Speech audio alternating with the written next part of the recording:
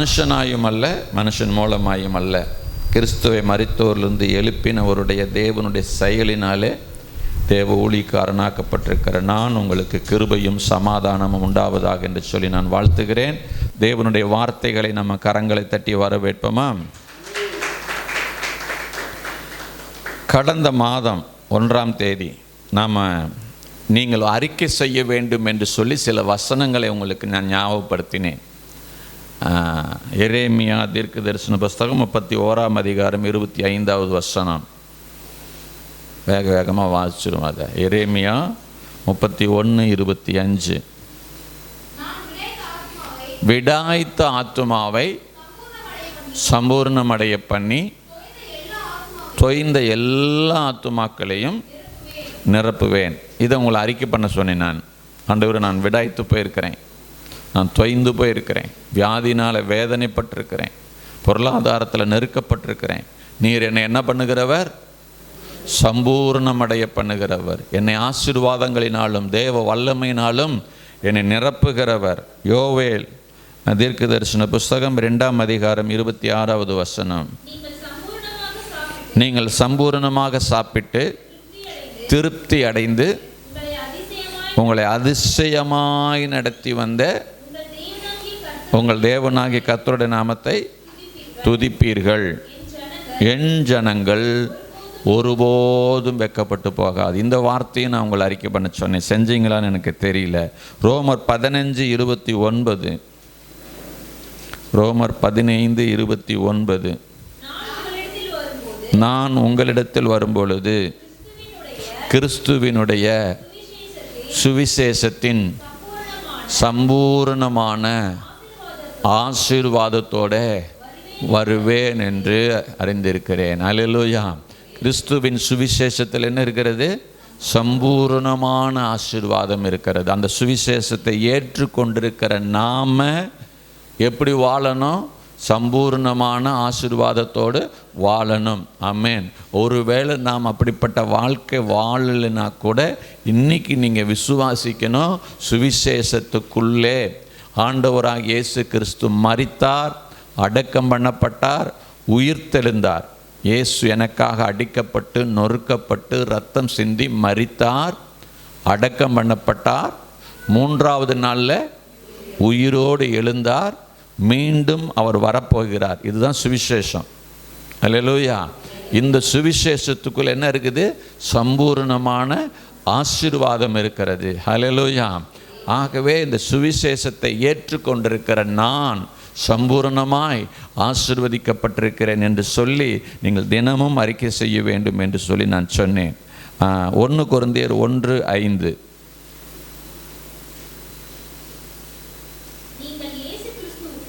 நீங்கள் இயேசு கிறிஸ்துவுக்குள்ளாய் எல்லா உபதேசத்திலும் எல்லா அறிவிலும் மற்ற எல்லாவற்றிலும் சம்பூர்ணம் உள்ளவர்கள் ஆக்கப்பட்டிருக்கிறீர்கள் என்று சொல்லி வேதம் சொல்லுகிறது. 1 தீமோத்தேயு 6:17.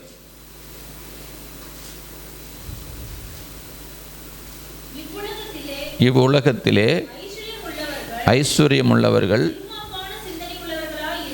இருமாப்பான சிந்தனை உள்ளவர்களாய் இராமலும் நிலையற்ற ஐஸ்வர்யத்தின் மேல் நம்பிக்கை வையாமலும் நாம் அனுபவிக்கிறதுக்கு, சொல்லுங்க, நாம் அனுபவிப்பதற்கு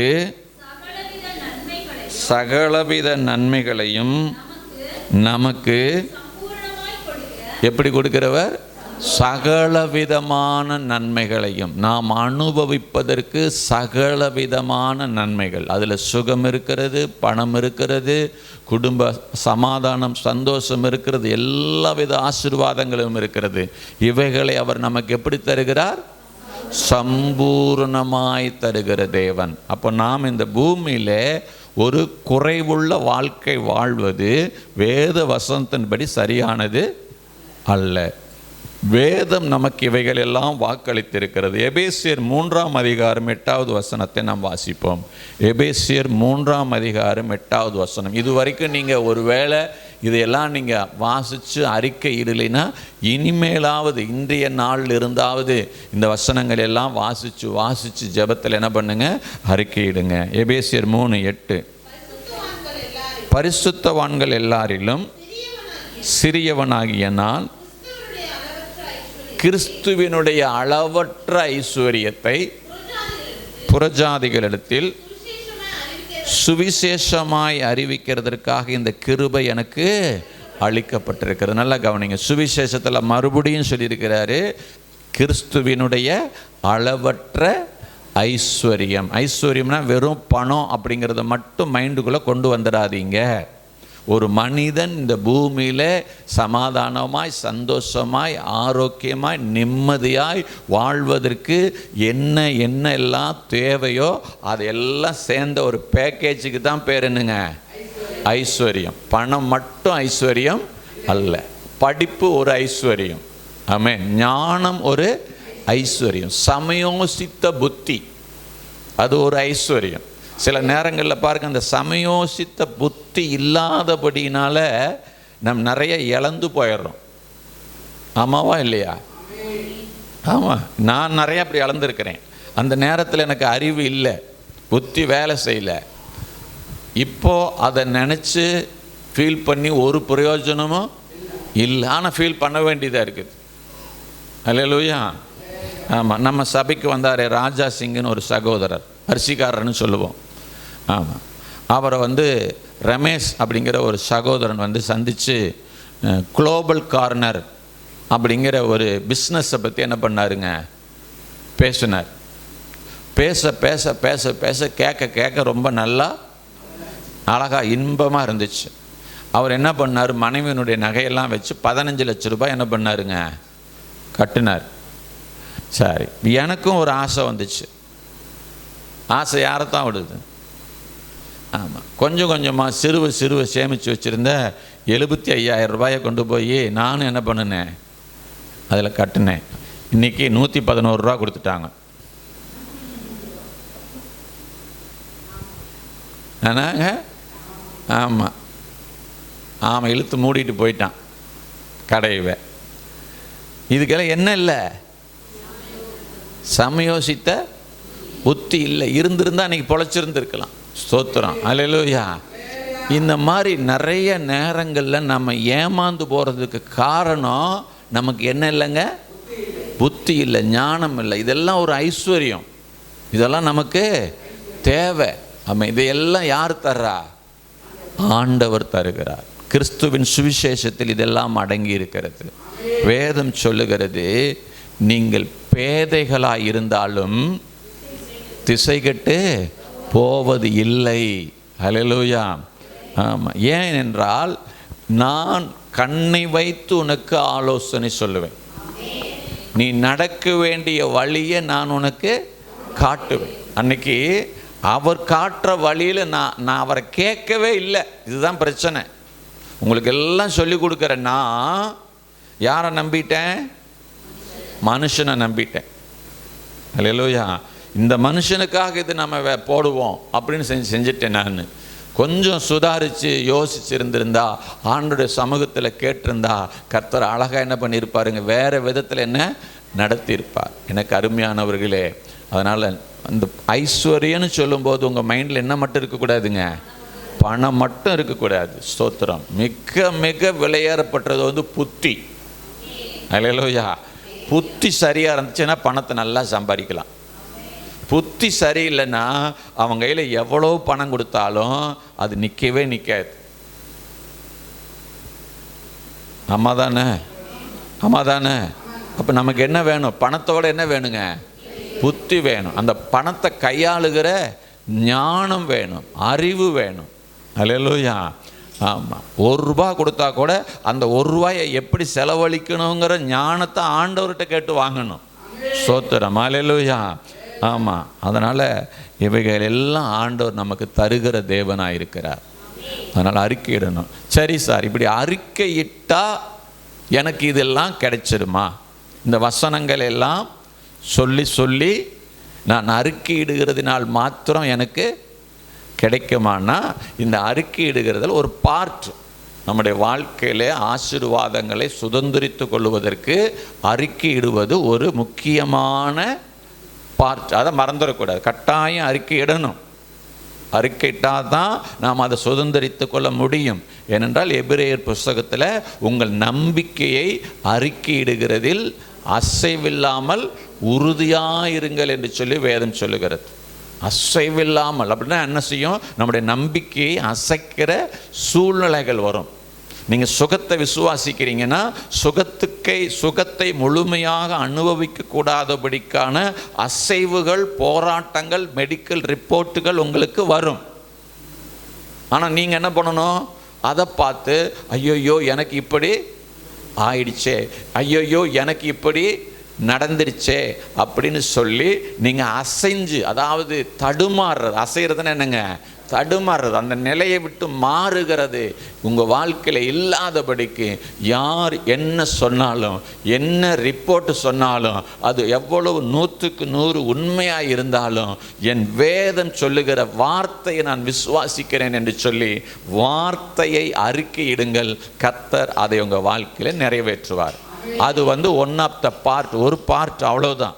ஸ்தோத்திரம், அல்லேலூயா. அந்த வார்த்தையை நம்ம அறிக்கையிடும் பொழுது நம்முடைய வாழ்க்கையில் சில மாற்றங்கள் தேவைப்படுகிறது. அதுக்கு தகுதி உள்ளவர்களாய் நாம் நம்மை மாற்றிக்கொள்ள வேண்டும். என்ன எல்லாம் செய்தால் கர்த்தர் நம்மை இந்த சம்பூர்ணமான ஆசீர்வாதத்துக்குள்ளே நடத்துவார் அப்படிங்கிறது வேதம் நமக்கு ஆலோசனையாக பல காரியங்களை நமக்கு சொல்லியிருக்கிறது. அதை ஒவ்வொன்றாக நம்ம தொடர்ச்சியாக நம்ம பார்க்க போகிறோம். ஆமென், ஹல்லேலூயா. ஒன்று சொல்கிறேன், உங்களுக்குள்ள முதல்ல ஒரு வைராக்கியம் வரணும். உங்களுக்குள்ள ஒரு வைராக்கியம் வரணும். என்ன வைராக்கியம்னா, நல்லா கவனிங்களேன். இந்த உலகத்தில் இருக்கிற பெரிய பெரிய பணக்காரங்க, ஆரோக்கியமாக வாழ்கிறவர்கள், திடகாத்திரமாக இருக்கிறவங்க, இவங்களெல்லாம் பார்க்கும்போது உங்களுக்குள்ள ஒரு வைராக்கியம் இருக்கணும். கல்லையும் மண்ணையும் எதையோ தெய்வம் என்று சொல்லி நம்பி மூடத்தனமாய் வாழ்ந்து கொண்டிருக்கிறவர்கள் எல்லாரும் அப்படி இருக்கும் பொழுது, உண்மையான தெய்வத்தை ஆராதிக்கிற நான், ஜீவனுள்ள தெய்வத்தை ஆராதிக்கிற நான், அதற்கு மேலே ஒருபடி தான் இருக்கணும். உலகத்தான விட ஒருபடி நான் மேலே தான் இருக்கணும்.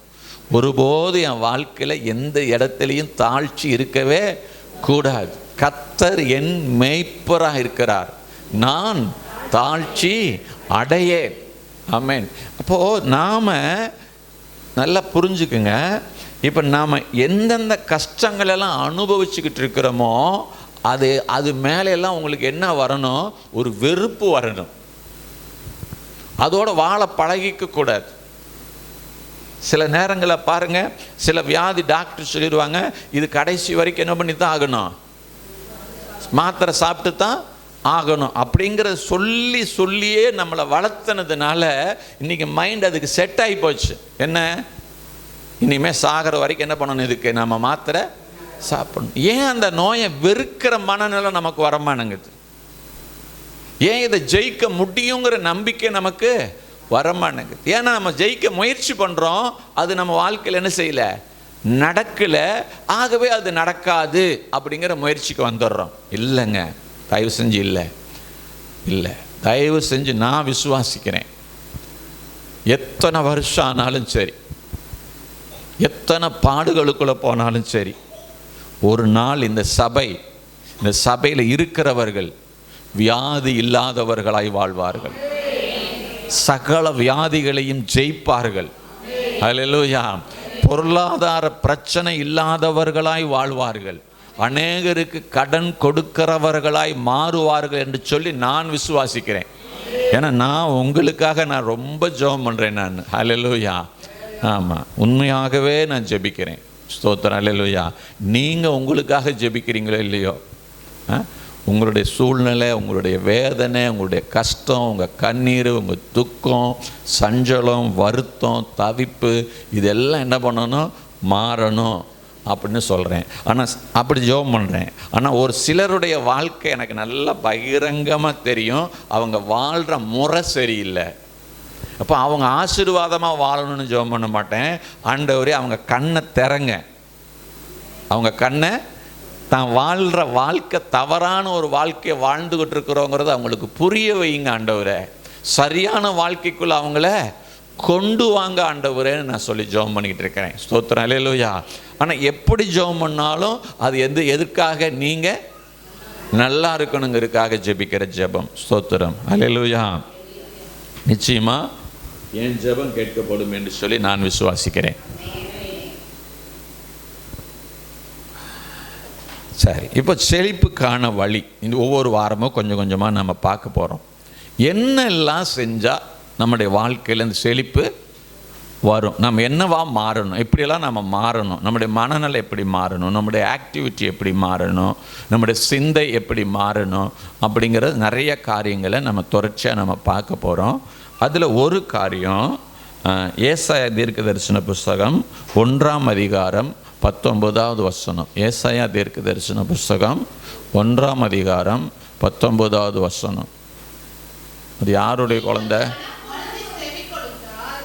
நீங்கள் மனம் பொருந்தி செவி கொடுத்தால் தேசத்தின் நன்மையை புசிப்பீர்கள். நீங்கள் மனம் பொருந்தி அப்புறம் செவி கொடுக்கணும். நம்ம வாழ்க்கையில் எப்படி தெரியுமா இருந்துகிட்டு இருக்குது? ஒரு பிரசங்கத்தை கேட்டதுக்கு பிற்பாடு அந்த பிரசங்கத்துக்கு ஏற்ற மாதிரி மனசை மாற்றி எனக்கு அதுவும் கூட தெரியல. எல்லாரும் மாறிக்கிறமான எனக்கு தெரியல. நான் சொன்னேன், குடும்பத்தில் பொய்யை பேசக்கூடாது. என்ன பேசக்கூடாது? எங்கேயுமே என்ன பேசக்கூடாது? யாருடையும் பொய் பேசக்கூடாது. ஏன் பொய் பேசக்கூடாது? பொய் அப்பா கிட்டேருந்து வரல. பொய்க்கு ஒரு அப்பா ஒருத்தர் இருக்கிறான். யார் அவன்? பிசாசு. பொய் யாருக்கிட்ட இருந்து வருது? பிசாசுகிட்ட இருந்து வருது. அவன் பொய்யனும் பொய்க்கு பிதாவுமா இருக்கிறான். அதனால வேதம் சொல்லுகிறது, நீங்கள் எல்லாரும் கிறிஸ்துவின் அவயங்களாய் இருக்கிறபடினால், நீங்கள் எல்லாரும் கிறிஸ்துவின் அவயங்களாய் இருக்கிறபடினால் அவர்கள் ஒவ்வொருவரிடத்திலும் உண்மையை மெய்யை பேச கடவர்கள் என்று சொல்லி வேதம் சொல்லுது. யாருக்கிட்டையுமே ஒரு விசுவாசிக்கிட்ட கூட என்ன பேசக்கூடாது? பொய் பேசக்கூடாது அப்படின்னு வேதம் நமக்கு சொல்லுது. ஆனால் நம்ம குடும்பத்துக்குள்ளே பொய் பேசுகிறோம். மனைவிக்கு மறைக்கிறதுக்கு புருஷன் பொய் பேசுகிறான், புருஷங்கிட்ட மறைக்கிறதுக்கு மனைவி போய் பேசுகிறா. இந்த குடும்பம் எப்படி ஆசீர்வதிக்கப்படும்னு கேட்குறேன் நான். அதுவும் பார்த்தீங்கன்னா இந்த பண பிரச்சனையில் தான் பொய்யே ஏகப்பட்டது வருது. விட்டுருங்க அவ்வளோ உருண்டு பிறண்டு அடிபட்டு எந்திரிக்கணும். நீங்கள் முக்குன்னு முக்கி ஜெபம் பண்ணி அறிக்கையிட்டு எல்லாம் பண்ணுறீங்க. ஆனால் அது எப்படின்னா, ஒரு படகுல ஏறி படகை ஓட்ட போட்டு விட்டுட்டு படகை வேகமாக என்ன பண்ணுறீங்க?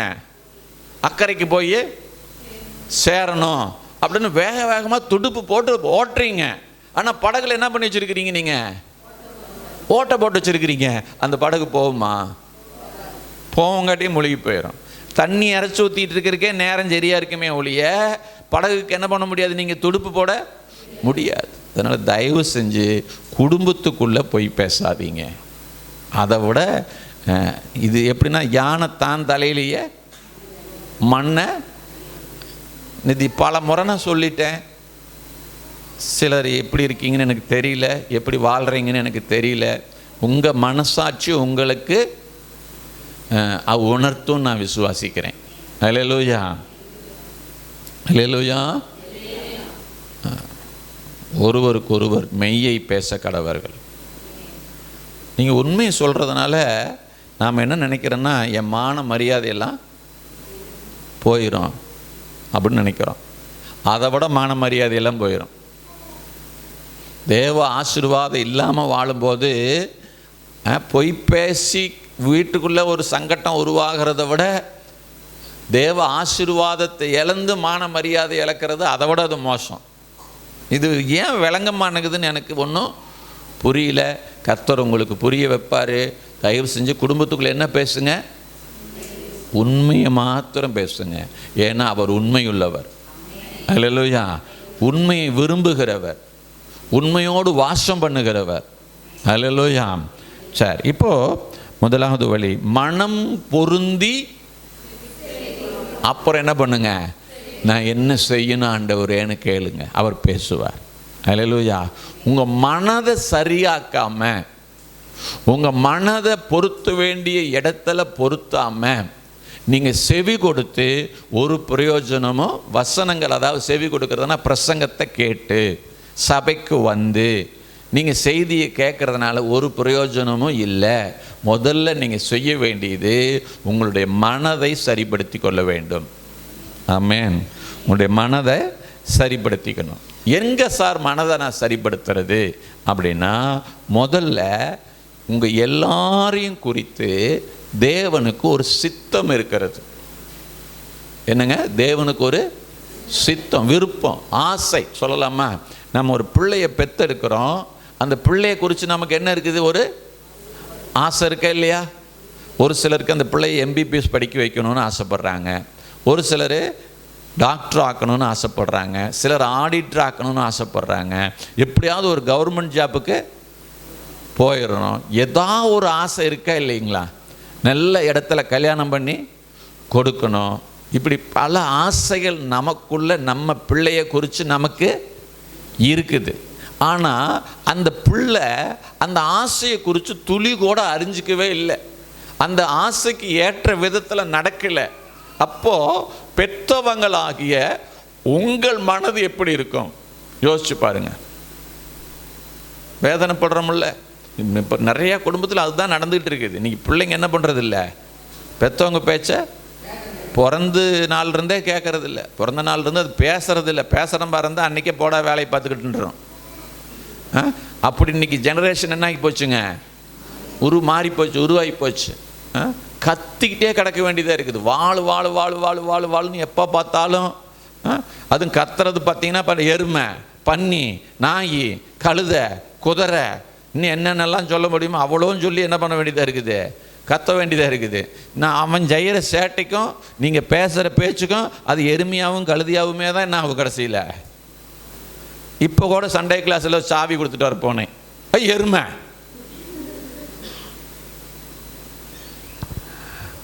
அது ஏன் இப்படி உங்கள் வாயில் வருதுன்னு எனக்கு தெரியல. தயவு செஞ்சு மாற்றிக்குங்க, இதெல்லாம் மாற்றிக்கிட்டு செவி கொடுங்க. அல்லேலூயா. ஆமாம். அப்போ நமக்கு ஒரு ஆசை இருக்கிறது போல ஆண்டவர் நம்மை தெரிந்து கொண்டார் அல்லவா, அவருக்கு என்ன இருக்குதுங்க, ஒரு ஆசை, சித்தம். சொல்லுங்க, தேவனுடைய சித்தம். 2 வசனங்களை, ஒரு 3 வசனங்களை நம்ம வாசிப்போம். எபேசியருக்கு எழுதின நிருபம் 5ஆம் அதிகாரம் 17வது வசனம்.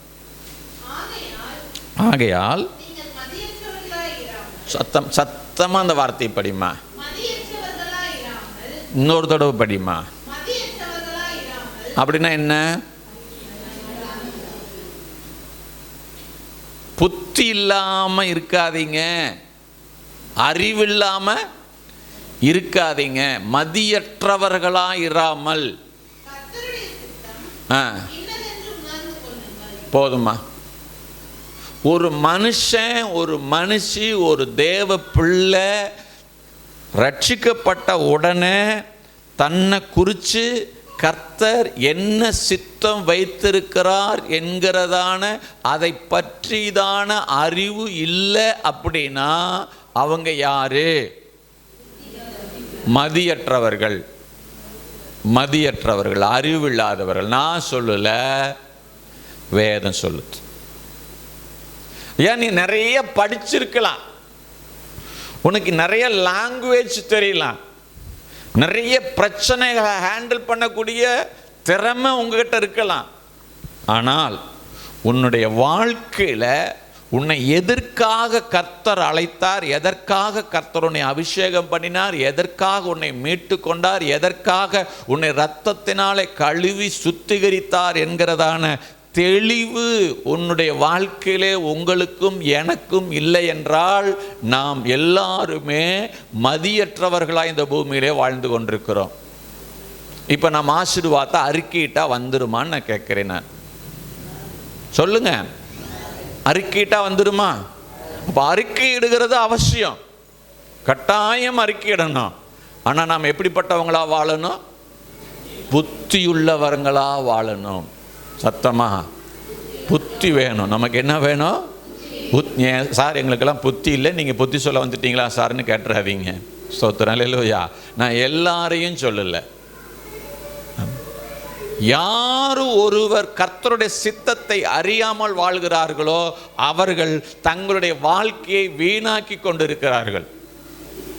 சில நேரங்களில் அதை நீங்கள் சில காலங்களுக்குள்ளே மாற்றிட்டீங்கன்னா ஜெயிச்சு வந்துடலாம்.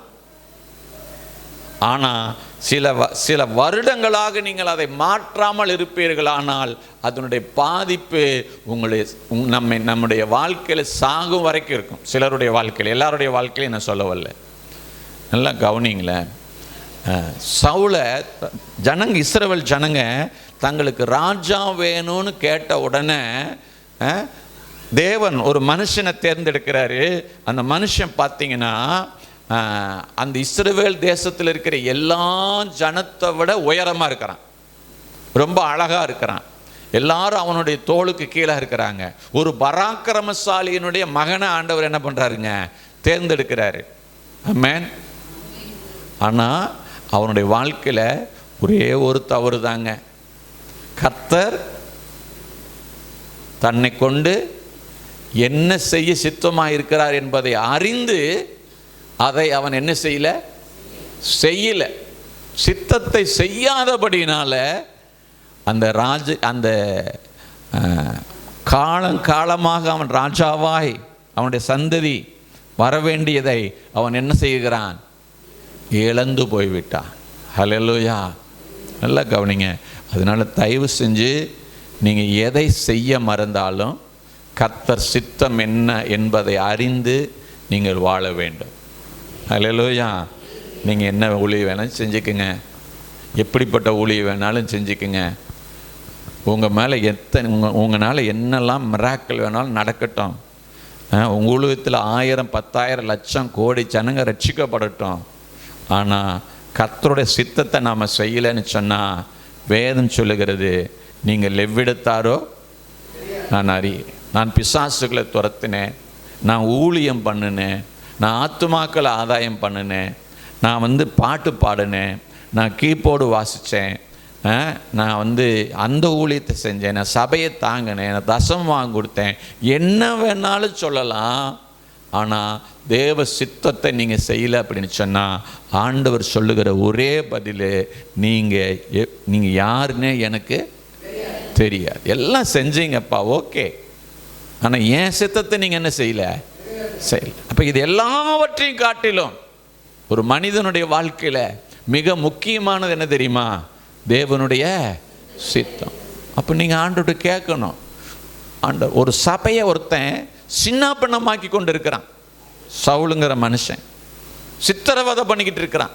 இப்போ அடித்து நொறுக்கணும் பாருங்க. அந்த மாதிரி அவன் கொலையே பண்ணுறதுக்கு சம்மதிச்சு. இவங்களாவது அடித்து காலை ஒடிச்சாங்க, வேற எங்கேயும் அடிக்கலை. காலில் தான் போட்டு அடின்னு என்ன பண்ணுறாங்க? இந்த காலையா நடந்து போய் சுவிசேஷம் சொல்லுவேன், இந்த காலையா நடந்து போவேன்னு காலை என்ன பண்ணுறாங்க? அடித்தாங்க. ஆனால் சவுல் காலத்தில் என்னங்க? கல்லெறிஞ்சு கொலை செய்வார்கள், துன்பப்படுத்துவார்கள். அப்படிப்பட்ட ஒரு மனுஷனை கர்த்தர் சந்தித்த உடனே அவன் கேட்ட முதல் கேள்வி என்ன தெரியுமா? நான் என்ன செய்ய சித்தமாக இருக்கிறேன். ஏன்னா ஒரு மனிதனுடைய வாழ்க்கையில் கடவுள் சந்தித்தால் அவனுடைய வாழ்க்கையில் செய்ய வேண்டியது எதுங்க? தேவ சித்தம். சத்தமாக சொல்லுங்க, தேவ சித்தம். அந்த சித்தத்தை மாத்திரம் நீங்கள் செஞ்சிட்டீங்கன்னு சொன்னால் கர்த்தருக்கு அளவற்ற மகிழ்ச்சி, ரொம்ப சந்தோஷப்படுவார். தம்முடைய சித்தம் செய்கிறவனை கர்த்தர் நேசிக்கிறார். எல்லாரையும் நேசிக்கிறாரு, ஆனால் அவர் சித்தம் செய்கிறவனை கர்த்தர் உயர்த்துகிறார். அல்லேலூயா சொல்லலாமா? அல்லேலூயா. சரி, இன்னொரு வசனத்தை நாம் வாசிப்போம். ரோமருக்கு எழுதின நிருபம் 12ஆம் அதிகாரம் 2வது வசனம். அப்படின்னா என்ன? இந்த பூமியில் வாழ்கிறவங்களை மாறி நீங்கள் வாழாம. இந்த பூமியில் இருக்கிறவங்களாம் எப்படி வாழ்கிறாங்க? அவங்கள யோசிப்பாங்க, 4 பேர்த்திட்டு கேட்பாங்க, முடிவெடுப்பாங்க, செயல்படுவாங்க, காரியத்தை நடத்துவாங்க. நீங்கள் அப்படி என்ன பண்ணாதீங்க. இந்த பூமியில் வாழுகிற மனுஷனை போல நீங்கள் வாழாதீங்க. அதுதானுடைய அர்த்தம். இந்த பிரபஞ்சத்துக்கு ஒத்த வேஷம் தெரியாமல் அப்படின்னு சொன்னால், இந்த பிரபஞ்சத்தில் வாழுகிற மனிதனுடைய வாழ்க்கையை போல நீங்கள் என்ன பண்ணக்கூடாது? வாழக்கூடாது. நம்முடைய வாழ்க்கை அப்படி வாழுகிற வாழ்க்கை அல்ல. நான் சுயமாய் வாழுகிற வாழ்க்கை அல்ல. அல்லேலூயா. ஆமாம். என்ன பண்ணணுமா?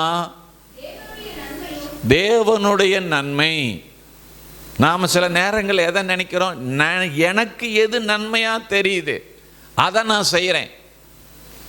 நான் இதை செஞ்சால் எனக்கு இவ்வளோ நன்மை வரும் அப்படின்னு சொல்லி நான் என்ன பண்ணுறேன்? என்னுடைய நன்மையை நான் என் மனசில் நினச்சி எனக்கு இது நன்மை உண்டாகும்னு சொல்லி கொண்டு 75,000 ரூபாயை கட்டுனேன். இன்றைக்கி 111 ரூபாயை வாங்கிட்டு வந்துட்டேன். சோத்திரம். அல்லேலூயா. அது எனக்கு நன்மை. ஆனால் அன்னைக்கு கொஞ்சம் உட்கார்ந்து யோசிச்சிருந்தேன்னா அது தேவனுக்கு தீமைன்னு தெரிஞ்சிருக்கும். இது உனக்கு சரியான பாதை இல்லை அப்படின்னு ஆண்டவர் காமிச்சிருப்பார். ஆமென். வாசிங்க. தேவனுடைய நன்மையும் பிரியமும் பரிபூரணமான சித்தம். சத்தமா சொல்லுங்க. பரிபூரணமான சித்தம். சித்தம்னு சொல்லல, அவருடைய முழுமையான சித்தம் இன்னதென்று பகுத்தறியத்தக்கதாக உங்கள் மனம் புதிதாகிறதுனால மறுரூபமாகுங்கள். வேற மனுஷனா மாறுங்கங்குது வேதம். மறுரூபமாகுங்கள்னா வேற மனுஷனா மாறுங்க. ஆசீர்வாதமான மனுஷனா மாறுங்க. செழிப்புள்ள மனுஷனா வாழுங்க. சம்பூர்ணமுள்ள மனுஷனா நீங்க வாழணும். சகல குறைவுகளும் நிறைவாக்கப்பட்டு தேவைகள் சந்திக்கப்பட்டு இந்த பூமியில் நீங்கள் ஆசீர்வாதமானவங்களா வாழணும்னு சொன்னால் தேவனுடைய பரிபூரணமான சித்தம் இன்னது என்பதை அறிந்து என் மனதை அதிலே நான் ஒப்பு கொடுக்க வேண்டும். அல்லேலூயா.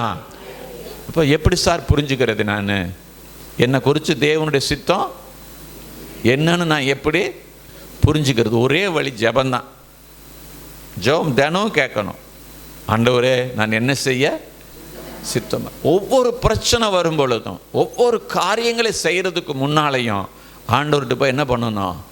கேட்கணும். அல்லேலூயா. நமக்கு என்ன பிரச்சனைன்னா, மனுஷங்கிட்ட போய் பேசுனா மனுஷன் உடனே பதில் கொடுக்குறான். கர்த்தர்கிட்ட பேசுனா பதில் வர்றதில்லை. பாஸ்டர்கிட்ட போய் ஆலோசனை கேட்டால் உடனே என்ன வருது? ஆலோசனை கிடைக்குது. வருதா? மனுஷங்கிட்ட போய் பேசுனா உடனே ஆலோசனை கிடைக்குது. என்ன செய்யணும்? இது செய்யப்பா, இதை செய்யாதப்பான்னு வருது. ஆனால் நீங்கள் போய் தனியாக ஒரு ஜெப ரூமில் போய் உட்காந்து 1 மணி நேரமோ 2 மணி நேரமோ ஜெபம் பண்ணி நான் என்ன செய்யட்டும்னு காத்திருந்தீங்கன்னா பதில் நமக்கு என்ன செய்யறதில்லை? கிடைக்கிறதில்லை. ஆரம்ப காலங்களில் நான் சொல்கிறேன், நமக்கு கிடைக்கிறதில்லை.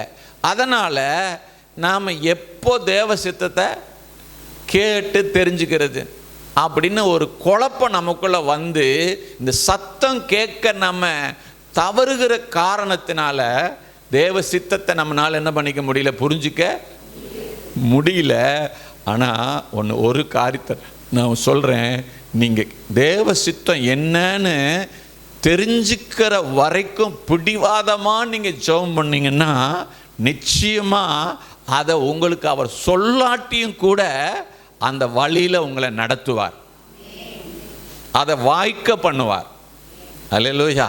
நான் சொல்கிறது உங்களுக்கு புரியுதா? தேவ சத்தம் கேட்குறதுங்கிறது சாதாரண காரியம் அல்ல. அதுக்கு ரொம்ப பக்தி, கிரயம் இதெல்லாம் நம்ம ரொம்ப செலுத்தணும். ஆனால் ரொம்ப எளிமையான காரியம்தான். ஆனால் நமக்கு அது எப்படி தெரியுதுங்க?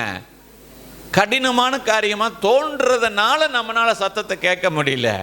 இன்றைக்கி நீங்கள் மனசில் நினச்சிக்குங்க, எங்கள் அப்பா கிட்ட போய் பேசுனா எப்படி எங்கள் அப்பா எனக்கு பதில் பேசுகிறாரு, எங்கள் வீட்டுக்காரர்கிட்ட போய் பேசுனா எங்கள் வீட்டுக்காரர் எப்படி எனக்கு பதில் கொடுக்குறாரு, எங்கள் சொந்தக்காரங்கிட்ட போய் பேசுனா அவங்க எப்படி எனக்கு பதில் கொடுக்குறாங்களோ நானும் அப்பா கிட்ட, ஏசப்பா கிட்ட போய் பேசுனா ஏதாவது ஒரு வழியில் எனக்கு அவர் பதில் தருவார் அப்படிங்கிற ஆழமான நம்பிக்கையோட விசுவாசத்தோடு நீங்கள் ஜெபிப்பீங்கன்னா நிச்சயமாக தேவன் தன்னுடைய சித்தத்தை உங்கள் வாழ்க்கையில் வெளிப்படுத்துவார்.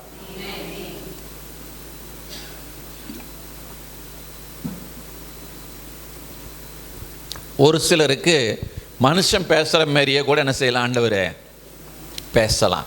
சில நேரங்களில் பிரசங்கத்தில் கர்த்தரவங்க கூட பேசலாம். சில நேரங்களில் ரோட்டில் போகிற மனுஷன் மூலமாக கூட உங்ககிட்ட ஆண்டவர் என்ன பண்ணலாம், பேசலாம். இயற்கையின் மூலமாக கர்த்தரவங்க கூட பேசுவார். பைபிள் படிக்கும்போது கர்த்தரவங்க கூட பேசுவார். எப்படியாயினும் கர்த்தர் என்ன செய்வார், உங்க கூட பேசுவார். கர்த்தர் நிச்சயமாக பேசுவார். ஹல்லேலூயா. அதனால் நீங்கள் என்ன பண்ணுங்க, தேவனுடைய பரிபூர்ணமான சித்தம் இன்னதென்று அறிந்து கொள்ள வேண்டும். ஸ்தோத்திரம். வசனம் வாசிச்சோமா நம்ம? அது என்ன வசனம்? ரோமர் 12:2 படிங்க, மறுபடியும் படிங்க. நீங்கள் இந்த பிரபஞ்சத்துக்கு ஒத்த வேஷம் தெரியாமல் தேவனுடைய நன்மையும் பிரியமும் சித்தம் இன்னதென்று பகுத்தறியத்தக்கதாக உங்கள் மனம் புதிதாகிறதுனால உங்கள் மனசை புதுசாக்கிக்குங்க. அப்படின்னா என்ன? இந்த உலகத்தான் மாதிரி நான் என்ன பண்ண மாட்டேன், நான் வாழ மாட்டேன். முதல்ல நான் எங்கே போவேன்? ஆண்டவர்கிட்ட போவேன். ஆண்டவர்கிட்ட போய் நான் ஜெபம் பண்ணுவேன். அல்லேலூயா. எங்கள் அப்பா கிட்ட கேட்பேன், எங்கள் அம்மா கிட்ட கேட்பேன். அவங்கெல்லாம் சரின்னு சொன்னால் நான் செய்வேன். இல்லை, உங்கள் அப்பாவுக்கு தெரியாது எதிர்காலம், உங்கள் அம்மாவுக்கு எதிர்காலம் தெரியாது. முக்காலத்தையும் அறிஞ்சவர் அவர் தான். அவர்கிட்ட நான் போய் கேட்பேன். அல்லேலூயா. எனக்கு பதில் வருதோ வரலையோ நான் போய் என்ன பண்ணுவேன், தினமும் என்ன செய்கிறது ஆண்டவர், நான் என்ன பண்ணட்டும் ஆண்டவர், நான் என்ன பண்ணட்டும் ஆண்டவர், என்ன செய்ய சித்தமாக இருக்கீங்க ஆண்டவரே அப்படின்னு தொடர்ச்சியாக நான் விடாமல் நான் கேட்டேன்னா நிச்சயமாக கர்த்தர் சீக்கிரத்தில் எனக்கு பதில் கொடுக்கிற தேவனாக இருக்கிறார். ஏதோ ஒரு வகையில் கர்த்தர் என் கூட என்ன பண்ணுவாருங்க, பேசுவார். அல்லேலூயா. ஆமாம், நல்லா கவனிங்களேன்னு ஒரு காரியத்தை நான் சொல்லிடுறேன். இப்போது சவுல் சபையை துன்புறுத்தினா ஆண்டவர் அவனை சந்திச்சார்.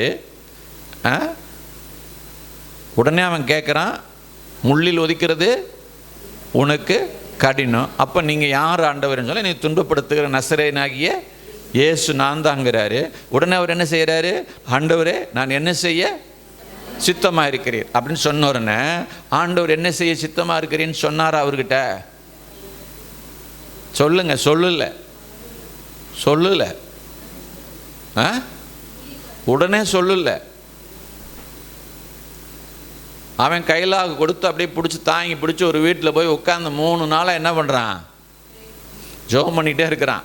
சாப்பிடாம குடிக்காமல் புசியாமையும் குடியாமையும் 3 நாள் தண்ணியும் எடுத்துக்கல, சோறும் எடுத்துக்கல. ஜெபம் பண்ணுறான். ஆண்டவரே நான் என்ன செய்ய சித்தமாக இருக்கிறேன், நான் என்ன செய்ய சித்தமாக. அதே கேள்வியாக தான் இருந்திருக்குன்னு நினைக்கிறேன். ஏன்னா ஆண்டவர் தான் உண்மையான தெய்வம்னு தெரிஞ்சு போச்சு. என் வாழ்க்கையில் குறுக்கிட்டுட்டார், என் வாழ்க்கையில் வந்துட்டார்.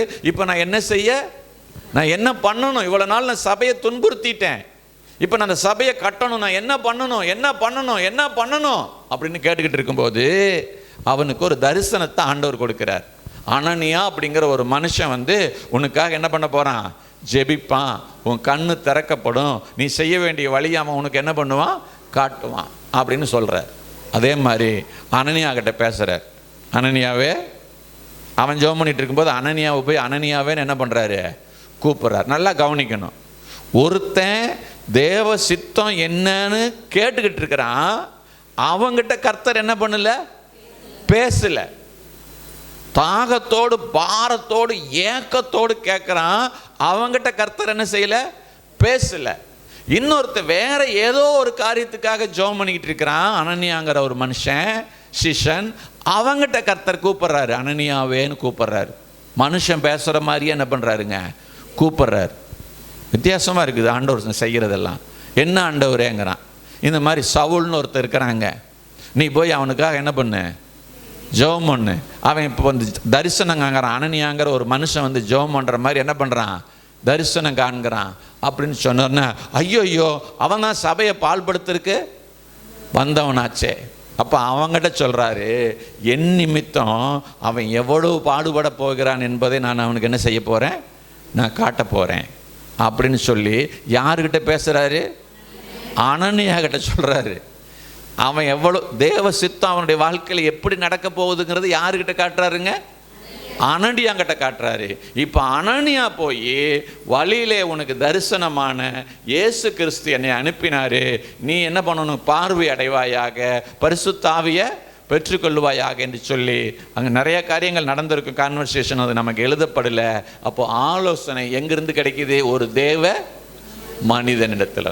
அது மாத்திரமல்ல, அந்த சவுல் அதுக்கு அடுத்து என்ன பண்ணுறாருன்னா, வனாந்தரத்தில் போய் 40 நாள் தேவ சமூகத்தில் என்ன பண்ணுறாருங்க, காத்திருக்கிறார், பலன் அடைகிறார், தேவ சித்தம் அறிந்து கொள்ளுகிறார், தேவ சித்தத்தை செய்கிறார். ஹல்லேலூயா.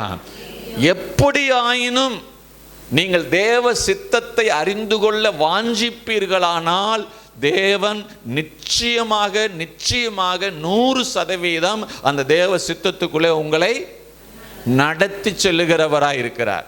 அதனால தான் வேதம் சொல்லுது, நீ பேத, உனக்கு சத்தம் கேட்கல, உனக்கு தரிசனம் தெரியல, வசனம் உனக்கு புரியல, நீ யாரு, பேத. நீ பேதையா இருந்தாலும் என்னை நம்பி வந்து நீ ஜெபம் பண்ற பாத்தியா, என்னை நம்பி என்னிடத்துல வழியை கேட்கிற பாத்தியா, நீ நடக்க வேண்டிய வழியை எங்கிட்ட கேட்கிற பாத்தியா, ஆகவே நான் உனக்கு என் கண்ணை வச்சு உனக்கு ஆலோசனை சொல்லி நான் நடத்துவேன், நீ திசை கெட்டு போவது இல்லை என்று சொல்லி ஆண்டவர் வாக்கு பண்ணியிருக்கிறார்.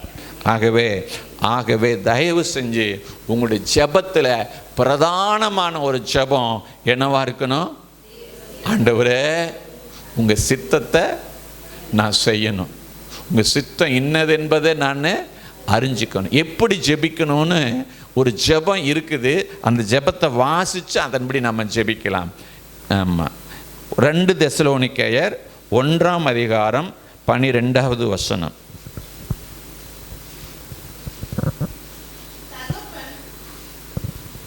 2 தெசலோனிக்கேயர் 1:12.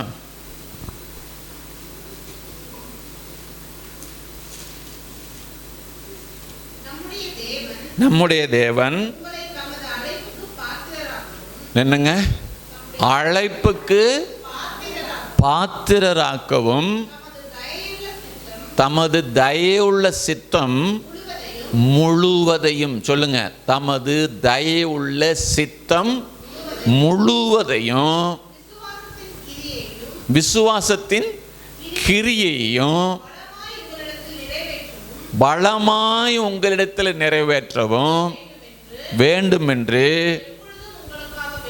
எப்பொழுதும் உங்களுக்காக வேண்டிக் கொள்கிறேன்னு ஒரு ஊழியக்காரர் சொல்றாரு. அந்த தெசலோனிக்கே சபைக்கை உருவாக்கின பவுல் சொல்றாரு, உங்களிடத்தில் இந்த காரியம் நடக்கணும்னு சொல்லி நான் என்ன பண்றேன், ஜெபம் பண்றேங்கிறார். ஹல்லேலூயா. என்ன ஜெபம் பண்றேங்கிறார், மறுபடியும் படிங்க. நம்முடைய தேவன், சரி, தம்முடைய தயவுள்ள சித்தம் முழுவதையும், கொஞ்சம் இல்லை, கொஞ்சம் இல்லைம்மா ஐயா, கொஞ்சம் கிடையாது. நாம் ஏதோ ஒரு சில காரியத்தை செஞ்சு முடிச்சுட்டு நான் உங்க சித்தம் செஞ்சுட்டேன்னு சொல்கிறோம். அது எப்படின்னா, அன்னைக்கு சவுல் ராஜா செஞ்சார் பார்த்தீங்களா, அமலேக்கு மேலே படையெடுத்து சகலத்தையும் சங்காரம் பண்ணு, ஒன்று கூட உயிரோட விடாதேன்னு சொல்லியிருந்தார். ஆனால் அந்த ராஜாவையும் உயிரோட வச்சுருந்தான், கொழுமையான ஆடு மாடுகளையும் உயிரோட வச்சுருந்தான். இப்போ சாமுவேல் வந்தோன்னு சொல்கிறான், நான் தேவ சித்தத்தை நான் செஞ்சுட்டேங்கிறான். அப்படி தேவ சித்தத்தை செஞ்சிருந்தா என் காதில் விழுகிற சத்தத்தை, ஆடுகளின் சத்தம் என்ன? அப்போ கொஞ்சம் செஞ்சுட்டு தேவ சித்தம் செஞ்சேன்னு சொல்லி பெருமை பாராட்டக்கூடாது. அவருடைய தயவுள்ள சித்தம் முழுவதும் நம்முடைய வாழ்க்கையில் நிறைவேறணும். அல்லேலூயா. என்னை எதற்காக அழைத்து எனக்குள்ள என்ன வாஞ்சி வைத்திருக்கிறாரோ, என்ன விருப்பத்தை எனக்குள்ள வைத்திருக்கிறாரோ, அதை அவருக்காக நான் செய்து முடிப்பதற்கு முழு பலன கர்த்தர் நமக்கு தர வேண்டும். ஆமென். அல்லேலூயா. ஆமாம். தயவுள்ள சித்தம் முழுவதையும், விசுவாசத்தின் கிரியையும் பலமாய் என்னிடத்தில் நிறைவேற்ற வேண்டும். ஆண்டவரே, அந்த ஜெபத்தை உங்க ஜெபமா மாத்திக்குங்க. தயவு செஞ்சு இந்த வசனத்தை எழுதி வச்சுக்கோங்க, அல்லது குறித்து வச்சுக்கோங்க, அடையாளம் பண்ணி வச்சுக்கோங்க. 2 தெசலோனிக்கேயர் 1ஆம் அதிகாரம் 12வது வசனத்தை உங்கள் ஜெபமாக மாற்றுங்க. ஆண்டவரே, எப்படி ஜெபிக்கணும்? என்னை உமது அழைப்புக்கு பாத்திரனா மாற்றுங்க ஆண்டவரே. ஆண்டவரே, உம்முடைய தயவுள்ள சித்தம் முழுவதையும் விசுவாசத்தினுடைய கிரியையையும் பலமாய் என்னில நிறைவேற்றுங்க அப்படின்னு இந்த ஒரு வசனத்தை நீங்கள் உண்மையான ஜெபமாக மாற்றினீங்கன்னா நீங்கள் தேவ சித்தத்தில் கர்த்தர் உங்களை நிலைநிறுத்துவார். ஆமென் சொல்லலாமா? ஹல்லேலூயா. எத்தனை பேர் விசுவாசிக்கிறீங்க? என் ஜெபத்துக்கு பதில் உண்டு. ஆமென். அதுக்கு அடுத்தது ஒன்று, தேவனுடைய சித்தம் இன்னது என்பதை நாம் அறியணும். 2வது காரியம், அதோட இணைஞ்சது தான் நான் பேச போகிறது. ஆனால் கொஞ்சம் பேர் தான் வேறு. அழைப்பு. என்னங்க? அழைப்பு.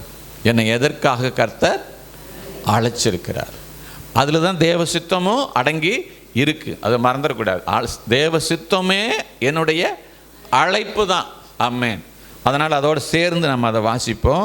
ரோமர் 8வது அதிகாரம் 28வது வசனம். ரோமர் 8:28. அன்றியும்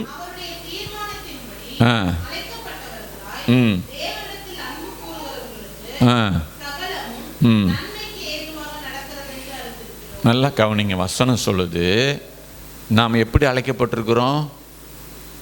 தீர்மானத்தின்படி. எப்படி அழைக்கப்பட்டிருக்கிறோம்? யார் தீர்மானிச்சா? நாம் யாரும் தீர்மானிக்கல. நம்ம அவருடைய பிள்ளையாக மாறணும். கல்லையும் மண்ணையும் விக்கிரகங்களையும் சேவித்து கொண்டிருந்த நம்மளை ஜீவனுள்ள தேவனை ஆராதிக்கிற தேவனுடைய பிள்ளையாக மாற்றணும்னு யார் தீர்மானிச்சது? சத்தமாக சொல்லுங்க. யார் தீர்மானிச்சா? நீங்கள் மனுஷனுடைய தீர்மானத்தினால சபைக்குள்ள வரல.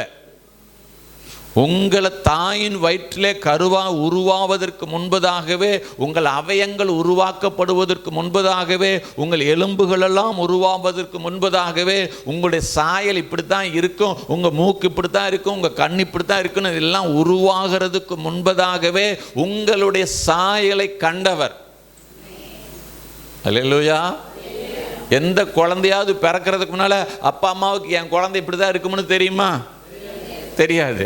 ஆனால் அந்த குழந்தை உருவாவதற்கு முன்பதாகவே இந்த குழந்தை இப்படி தான் இருக்குன்னு நம்முடைய நான் உருவாவதற்கு முன்பதாகவே, எங்கள் அம்மா வயிற்றில் என் எலும்பு உருவாகிறதுக்கு முன்னதாகவே என்னுடைய சாயலை என் தேவன் கண்டார். ஆமென் சொல்லலாமா? அப்படி கண்ட என் தேவன், அவர் தீர்மானித்த தீர்மானத்தின்படி இன்னைக்கு நான் அவருடைய பிள்ளையாய் நான் வந்திருக்கிறேன். நீங்க நினைக்கலாம், நான் எதேச்சையா வந்துட்டேங்க, ஒருத்தர் சொன்னாங்க அதனால நான் வந்துட்டேங்க, எனக்கு வியாதி சுகமாச்சுங்க அதனால நான் வந்துட்டேங்க, எனக்கு ஒரு அற்புதம் நடந்துச்சுங்க அதனால நான் ஏசப்பா பிள்ளையா மாறிட்டுங்க. இப்படி நிறைய நம்ம காரணம் சொல்லலாம். இதெல்லாம் ஒரு காரணம். ஆனால் உண்மையான காரணம்னா, ஒருவனை என் பிதா இழுத்து கொள்ளாவிட்டால் ஒருவனும் அந்த பிதாவினிடத்தில் வர முடியாது. அல்லேலூயா. ஒருவேளை நீங்க கிறிஸ்துவ குடும்பத்தில் பிறந்திருக்கலாம், உங்க தாத்தா பாட்டி கிறிஸ்தவங்களா இருந்திருக்கலாம், உங்க அப்பா அம்மா கிறிஸ்தவங்களா இருந்திருக்கலாம், அதனால நீங்க கிறிஸ்தவங்களா இருக்கிறீங்க நினைக்கலாம். எத்தனையோ கிறிஸ்துவ குடும்பத்தில் பெற்றோர்கள் கிறிஸ்தவங்களா இருக்கிறாங்க, பிள்ளைங்கள் துன்மார்க்கமா வாழ்ந்துகிட்டு இருக்காங்க. தெரியுமா? ஆண்டவர்கிட்ட விலகி போய் வாழ்ந்துகிட்டு இருக்கிறாங்க, இஷ்டம் போல வாழ்ந்துகிட்டு இருக்கிறாங்க, பெற்றவங்க கண்ணீர் வடிச்சுக்கிட்டு இருக்கிறாங்க. ஆனால் நீங்கள் இன்னைக்கு ஆண்டவருடைய பிள்ளையாக இருக்கீங்கன்னு சொன்னால், உங்களை தாயின் வயிற்றிலே கருவாய் உருவாவதற்கு முன்பதாகவே அவர் உங்கள் மேல் அன்பு வைத்து கரிசனை வைத்து உங்களை அவர் இழுத்து கொண்டபடினாலே, அவர் உங்களை தெரிந்து கொண்டபடினாலே, அவர் உங்களை குறித்து ஒரு தீர்மானத்தை வைத்தபடினாலே நீங்கள் அவருடைய பிள்ளையாக இருக்கிறீர்கள். அல்லேலூயா. ஆமாம். ஐஸ்வர்யாவை கேட்டால், நீ எப்படிம்மா ஏசுனார் பிள்ளை ஏற்றுட்டியா மாறிட்டின்னா, எங்கள் அப்பா ஏற்றுக்கிட்டாங்க, எங்கள் அம்மா ஏற்றுக்கிட்டாங்க. அது ஒரு பேக்ரவுண்டு, அவ்வளோதான். ஆனால் உண்மை என்ன? தேவனுடைய தீர்மானம். சொல்லுங்க, தேவனுடைய தீர்மானம். என்னை குறித்து யார் தீர்மானிச்சிருக்கிறா? என் வாழ்க்கை யார் தீர்மானிச்சிருக்கிறா? யார் தீர்மானிச்சிருக்கிறா? தேவன். எப்படிப்பட்டவர்? சர்வ வல்லமையுள்ளவர். அல்லேலூயா. சத்தமா சொல்லுங்க. நான் என் பிள்ளைய குறித்து சில தீர்மானம் எடுக்கிறேன், ஆனால் அதை என்னால் நிறைவேற்ற முடியல, எனக்கு கையிலாகாமல் போயிடுது. ஸ்தோத்திரம். அல்லேலூயா. இதே புல்பீட்டில் நின்று நான் சொன்னேன், என் பிள்ளைக்கு நான் கல்யாணம் பண்ணும்போது 1 கோடி ரூபாய் சொத்து சேர்த்து வச்சு கொடுப்பேன்னு. இன்னைக்கு ரத்த கண்ணீர் வடிக்கிறேன் நான். அல்லேலூயா. நினச்சி வேதனைப்படுறேன். ஏன்னா கையிலாகாதவன் மனிதன். சொல்லுவான், அவனால் செய்ய முடியாது. சாதிக்க துடிப்பான், சாதிக்க முடியாது. ஆனா சர்வ வல்லமையுள்ள தேவன் என்னை பெயர் சொல்லி அழைத்து என் மேல ஒரு தீர்மானத்தை வைத்திருக்கிறார். அவர் அதை நிறைவேற்றி முடிப்பார். அல்லேலூயா. அந்த தீர்மானம் என்னவா? சகலமும் நன்மை. சொல்லுங்க, எல்லாமே நன்மை. என் வாழ்க்கையில் நன்மைக்கு ஏதுவான தீர்மானத்தை கொண்டவர் என் தேவன். சத்தமா சொல்லுங்க. சகலமும் சகலமும் நன்மைக்கு ஏதுவானதாக என் தேவன் என் வாழ்க்கையை தீர்மானித்திருக்கிறார். ஆகவே என் வாழ்க்கையை என்னை தீர்மானித்த தேவனிடத்தில், என் வாழ்க்கையை தீர்மானித்த தேவனிடத்தில் நான் ஒப்பு கொடுக்கிறேன். ஹல்லேலூயா. நீங்க வாழ்க்கையை அவர்கிட்ட ஒப்பு கொடுத்துட்டீங்கன்னா அழைத்தவர் உண்மையுள்ளவர். அழைத்தவர் உண்மை. அழைப்பு மகா பெருசுங்க. இன்னைக்கு உலகத்தில் பாருங்க, ஞானிகள் நிறைய பேர் இல்லையா? ஒரு வசனத்தை வாசிங்க. 1 கொரிந்தியர் 1ஆம் அதிகாரம் 26வது வசனம்.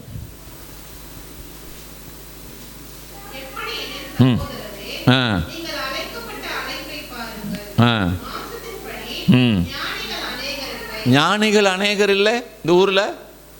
நீங்க இருக்கிற வாழ்ற இடத்துல உங்களோட புத்திசாலிங்க நிறைய பேர் இல்லையா? இருக்காங்க. உங்களோட வல்லமையானவங்க இல்லையா?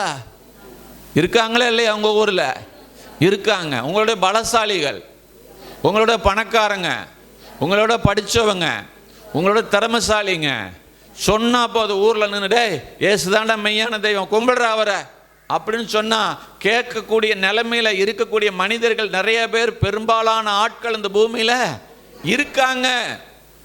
பெரிய பெரிய பணக்காரங்க இருக்காங்க, எம்எல்ஏக்கள் இருக்காங்க, எம்பிக்கள் இருக்காங்க, அரசியல்வாதிகள் இருக்காங்க, பெரிய பெரிய தொழில் அதிபர்கள் இருக்காங்க. அவங்களாம் ரட்சிக்கப்பட்டாங்கன்னா அவங்க பின்னால் வர்றதுக்கு எவ்வளோ பேர் இருக்காங்க தெரியுமா? அவங்க சொன்னால் என்ன செய்ய முடியாது? அவங்க கீழே வேலை செய்கிறவன் தட்ட முடியாது. டேய் ஏசுனார் கும்பிட்டா உனக்கு ப்ரொமோஷன் கொடுக்குறேன் இப்படிலாம் சொல்லியெல்லாம் அவங்க என்ன பண்ணலாம்? அவரே போறாருடா நமக்கு என்னடா, அப்படிலாம் வர்றதுக்கு ஆட்கள் நிறைய பேர் இருக்காங்க. ஆனால் நம்ம சொல்லி ஒரு நாய் கூட என்ன செய்யுமானுங்குது? கேட்க மானுங்குது. இப்படி இருக்கிற நம்மை ஆண்டவர் அவருடைய பிள்ளையாகும்படி அழைத்திருக்கிறார். அந்த வசனத்தை முழுசும் படிங்க, மறுபடியும் முதல்ல இருந்து படிங்க.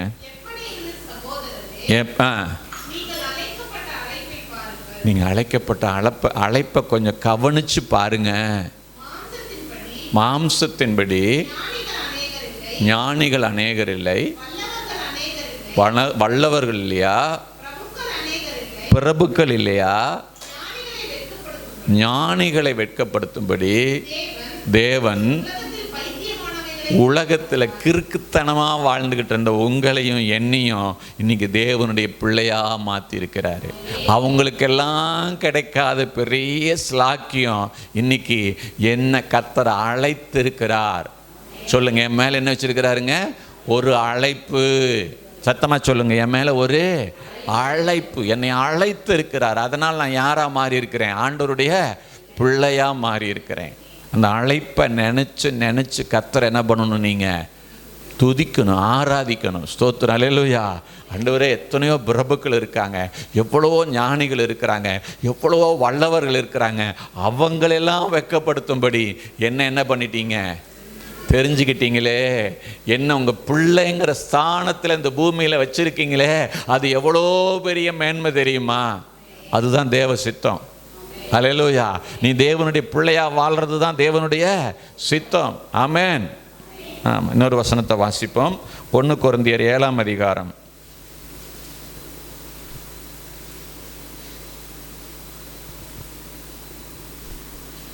20வது வசனம் வாசிப்போம்.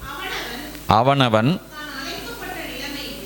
தான் அழைக்கப்பட்ட நிலைமையிலே நிலைத்திரு. எதற்காக உங்களை ஆண்டவர் அழைச்சார்? அழைக்கும் போது உங்களை தெரிஞ்சு கொள்ளும் போது ஒவ்வொருத்தருக்கும் ஒவ்வொரு நோக்கம் இருக்குது. தயவு செஞ்சு புரிஞ்சுக்குங்க. நான் விளக்கமாக விரிவாக சொல்ல முடியாது. ஒவ்வொருவர் மேலேயும் ஒரு நோக்கம் இருக்கிறது.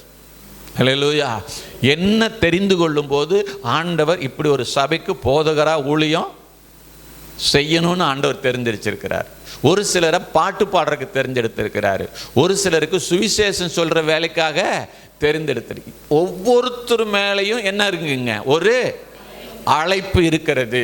ஒவ்வொருத்தர் மேலேயும் ஒரு அழைப்பு இருக்கிறது. அழைப்பு இல்லாதவர்கள் யாரும் இந்த பூமியில் கிடையவே கிடையாது. ஆமென். சிலரெல்லாம் சொல்லுவாங்க, ஊழியம் செய்கிற அப்படின்னா உனக்கு அழைப்பு இருக்குதா? என்னங்க அழைப்பு இருக்குதான்னு கேட்பாங்க. உங்கள் எல்லாரும் மேலேயும் என்ன இருக்குதுங்க? அழைப்பு இருக்குது.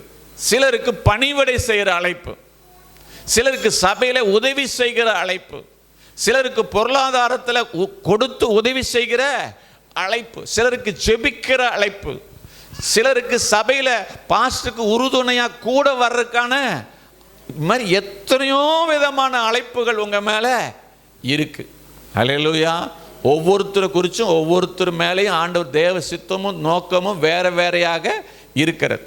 ஆனால் இன்னைக்கு நாம் சபைக்குள்ளே இருக்கிற நம்ம உண்மையாக யோசிச்சு பாருங்க, என்ன குறித்து கர்த்தர் என்ன அழைப்பு வைத்திருக்கிறார் என்று சொல்லி நம்ம என்னைக்காவது ஜெபம் பண்ணி கேட்டிருக்கிறோமா?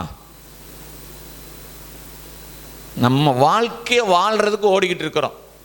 நம்ம பொழப்ப நடத்துறதுக்கு வேக வேகமாக எப்படியெல்லாம் சம்பாதிக்கணும், என்னெல்லாம் செய்யணும், அதெல்லாம் நம்ம என்ன செய்யணும்? முக்கியத்துவம் கொடுக்குறோம். அது தப்பில்லை, செய்யுங்க. ஆனால் அது எல்லாவற்றையும் காட்டிலும் என்னை குறித்து, என்னுடைய அழைப்பை குறித்து உம்முடைய சித்தம் என்ன ஆண்டவரே? ஹல்லேலூயா. அந்த அழைப்பில் நான் நிற்கும்போது நல்லா கவனிங்க, நான் ஆசீர்வாதமானவனாக இருப்பேன். அழைச்ச தேவன் உண்மையுள்ளவர். ஆமாம், யோனாவை அழைச்சார். எங்கே போகணும்? நினிவேவுக்கு போகணும்னு சொல்லி. ஆனால் அவர் எங்கே போனார் தெரியுமா? தர்சிசுக்கு போனார். அப்போ அழைப்பை அவர் என்ன பண்ணுறாருங்க? பாதையை மாற்றினார். மாற்றினுடைய விளைவு எங்கே போச்சுங்க? மீன் வயிற்றுக்குள்ளே போக வேண்டிய சூழ்நிலை. மீன் வயிற்றுக்குள்ளேன்னா சாதாரண வாழ்க்கை நினைக்கிறீங்களா? ஒரு மீன் வயிற்றுக்குள்ளே மூச்சு விட முடியாது, சாப்பிட முடியாது, கன்றதாவையெல்லாம் திங்க வேண்டியதாக இருக்கும். நினச்சி பாருங்கள், ஒரு பெரிய மீன் வயிற்றுக்குள்ளே உங்களை மீன் முழுங்கிடுச்சு, உங்கள் நிலைமை எப்படி இருக்குன்னு யோசிச்சு பாருங்கள். என்ன வேதனை! அங்கே இருந்துக்கிட்டு கத்துறான், ஆண்டவரே உங்கள் சித்தத்தை நான் இனிமேல் செய்கிறேன், என்னை மன்னிச்சிருங்கன்னு கதறான். ஸ்தோத்திரம். அந்த மீன் வந்து கரையில் என்ன பண்ணிட்டு போகுது? அவனை கக்கிட்டு போகுது. ஸ்தோத்திரம். அப்போது பாடுகள், உபத்திரவங்கள், வேதனைகள், சஞ்சலங்கள், வருத்தங்கள், தோல்விகள் இதெல்லாம் நம்முடைய வாழ்க்கையில் வர்றதுக்கு இதுவும் ஒரு காரணமாய், இதுதான் காரணம் நான் சொல்லவில்லை. நீங்கள் அழைப்பிலே நிலைத்தராவிட்டால் இந்த பூமியிலே நீங்கள் அலைந்து கொண்டிருக்கிறவர்களாக இருப்பீர்கள். உங்கள் அழைப்பை நீங்கள் கண்டுபிடித்து அந்த அழைப்பிலே நிலைத்து நிற்பீர்களானால் கர்த்தர் உங்களை ஆசீர்வதித்து உயர்த்துவார். ஆமென். சொல்லுவோமா? ஒரே ஒரு வசனத்தை வாசித்து நான் முடிக்க விரும்புகிறேன். மத்தேயு 22ஆம் இதில் அதே 1 கொரிந்தியர் 7:24 வாசிங்க. 1 கொரிந்தியர் 7:24. சகோதரரே, அவனவன் தான் அழைக்கப்பட்ட நிலைமையில் தேவனுக்கு முன்பாக நிலைத்திருக்க கடவன். அவ்வளோதான். உங்களை கர்த்தர் எதுக்காக அழைச்சாரோ அந்த அழைப்புக்கு முதல்ல முக்கியத்துவம் கொடுங்க. மற்ற காரியத்தெல்லாம் யார் பார்த்துக்குவா? ஆண்டவர் பார்த்துக்குவார். விசுவாசிக்கிறீங்களா? விசுவாசிக்கிறீங்களா? உங்கள் பொருளாதாரத்தை யார் பார்த்துக்குவா? ஆண்டவர் பார்த்துக்குவார். உங்க அதனால் வேலைக்கு போக வேண்டாம் நான் சொல்லலை. முதல்ல உங்களை ஆண்டவர் எதுக்காக தெரிஞ்சிருக்கிறாரோ அதை நிறைவேற்றுங்க. உங்கள் தேவைகளை கர்த்தர் அவர் நிறைவேற்றுவார். ஆமென். பேதுருவை வலை போட்டு மீன் பிடிச்சிக்கிட்டு இருக்கிறவனை கூப்பிட்டுட்டு போயிட்டார். 3 வருஷம் கூடவே வச்சுக்கிட்டார். இப்போ அவன் வரி கட்டலை நாட்டுக்கு, அவனுடைய தேவை வந்துருச்சு. இப்போ வரி ஏப்பா கட்டலன்னு கேட்ட உடனே ஆண்டவர்கிட்ட போகிறதுக்கு முன்னாலே ஆண்டவர் என்ன பண்ணியிருந்தாருங்க, அறிஞ்சிருந்து. இவன் கேட்கறதுக்கு முன்னாலேயே ஆண்டவர் சொல்கிறாரு, நீ என்ன பண்ணு, ஒரு தூண்டி எடுத்துகிட்டு போய் மீனை பிடி. மீன் வாயில் வெள்ளிப்பணம் இருக்கும், அதை எடுத்து உனக்காக எனக்காக வரியை கட்டிட்டு வாங்குறாரு. ஹல்லேலூயா. நல்லா கவனிக்கணும். அவர் அழைக்கிறதுக்கு முன்னால் அவர் அழைக்கிறதுக்கு முன்னால் திரளான மீன்களை பிடிச்சான். ஆனால் ஒரு மீனை கூட அவன் அனுபவிக்கலை. அப்படியே விட்டுட்டு அவர் பின்னால் என்ன செஞ்சிட்டான், வந்துட்டான். ஆனால் அவர் பின்னால் வந்ததுக்கு பிற்பாடு ஒரு மீன் தான் பிடிச்சான். அந்த ஒரு மீனில் அவன் தேவைகள் அனைத்தும் சந்திக்கப்பட்டுச்சு. அநேக மீன்கள் அவன் தேவையை சந்திக்கல. ஆனால் ஒரு மீன் அழைக்கப்பட்ட அழைப்பில் நிலைத்து நிற்கும்போது ஒரு மீன் உனக்கு தேவையான ஆசீர்வாதத்தை கொண்டு வரும். நான் சொல்றது உங்களுக்கு புரியுதான்னு எனக்கு தெரியல. ஹல்லேலூயா. அற்பமான காரியமா இருக்கலாம், அதுல மிகப்பெரிய ஆசீர்வாதம் உனக்கு வரும்.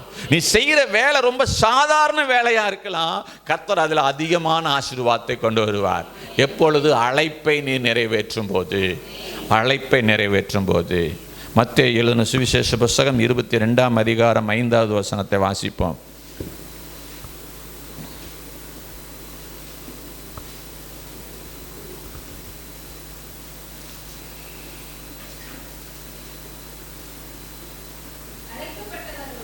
அழைக்கப்பட்டவர்களோ அதை அசட்டை பண்ணி ஒருவன் தன் வயலுக்கும் ஒருவன் தன் வியாபாரத்துக்கும் போய்விட்டார். நல்லா கவனிக்கணும். அழைப்பு வந்துச்சு, ஆனால் அழைப்பை முக்கியப்படுத்தாமல் தன் சொந்த பிஸ்னஸ் அவங்க என்ன பண்ணுறாங்க, முக்கியப்படுத்தினார்கள். அதனால் அவர்கள் என்ன செய்யப்பட்டாங்க, புறக்கணிக்கப்பட்டார்கள் என்று சொல்லி வேதம் சொல்லுகிறது. ஹல்லேலூயா. ஆனால் நீங்கள் அழைப்பை கனப்படுத்துவீர்களானால் தேவன் உங்களை கனப்படுத்துவார். ஹல்லேலூயா. தேவ சித்தத்தை நீங்கள் செய்வீர்களானால் தேவன் உங்கள் வாழ்க்கையில் உங்களை ஆசீர்வதித்து உயர்த்துவார். அவர் தீர்மானத்தின்படி நீங்கள் அழைக்கப்பட்டிருக்கிறீர்கள். ஆமென். மனதில் வைத்து நம்ம எல்லாரும் ஆண்டவருடைய சமூகத்தில் நம்ம ஒப்பு கொடுப்போம்.